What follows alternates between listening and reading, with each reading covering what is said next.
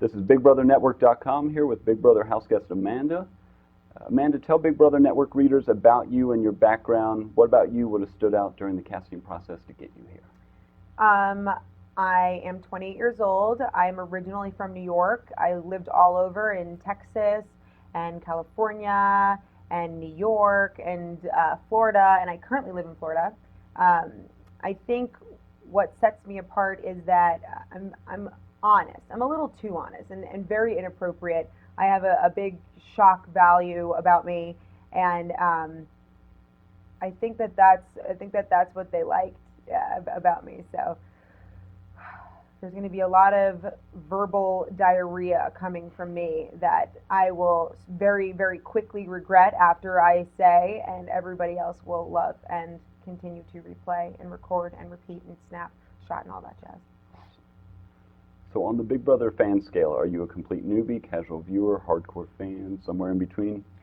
I am somewhere in between a casual viewer and hardcore fan. There's certain seasons that I was like hardcore about, and there's certain players that I absolutely love. And then there are other seasons that I was a little bit more lackadaisical when it comes to viewing every single episode as soon as it aired.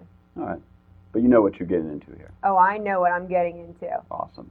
Now, what made you want to audition for Big Brother and put yourself on 24/7 cameras and microphones for everyone to watch? You know, I think that Big Brother is such a cool show because unlike many other reality shows, there's really not a lot of outside influence, not any actually, and I love how it's not contrived. It's real, and I love the whole process and how it's so natural that it's basically just letting rats loose in a cage and they're all going to eat each other and the whole process behind it. I love that. Who said that I love that? I love that torture. But I'm super excited. Good. What's one trait about you that will help you in this game? I'm a really good listener. I also think that since I've lived in so many different places and experienced so many different types of people that I'm able to relate to most people and make people feel comfortable around me and comfortable telling me things. Even the person who kidnapped me to take me here, within 24 hours I knew about his relationship and his wife, and I think that that's a big asset. I think that I can really make people feel comfortable in telling me things. Do you have a strategy for Big Brother? Are you going for a physical, social, alliance, floater? What are you thinking? You know, you always have to go into Big Brother having some sort of a strategy, but you have to keep in mind that there is going to be a twist that's going to throw off your strategy, and you have to weigh that into what you think that you're going to do. My main strategy going in there is to, again, I don't want to go in there with balls to the wall. I want to listen. I want to not seem like too much of a threat. I think the way I look could potentially make me a threat. And I just want to seem very neutral and caring, and I want to be on everybody's good side. I want to sniff out my prey until it's time to attack. How far are you willing to go to win Big Brother? Would you do something behind those walls that you might not do out in the real world? Absolutely. You know, going into the show, I know that people will become best friends and become lovers and whatever else, but my whole philosophy going into the show is I'm here to win. You know, so if it means having to manipulate a friend of mine, as long as I do it in a cunning way, I think that I could potentially, I could win this. So picture this situation. Your ally's on the block and you're competing for the power of veto. To win that veto and save your ally, would you, yes or no, accept the following punishments? Burn the clothes you're wearing. Oh, absolutely. I'm not materialistic at all. Take a chum bath every hour for a full day. To save my alliance, to keep me in the game, absolutely. Shave your head. I wouldn't do that. I would not shave my head. I love my hair. It's a part of me. And then that would get rid of my whole, being good looking and flirting with people strategy. Would you eat slop for a week? Yes. I could lose the poundage anyways. What about for a full month?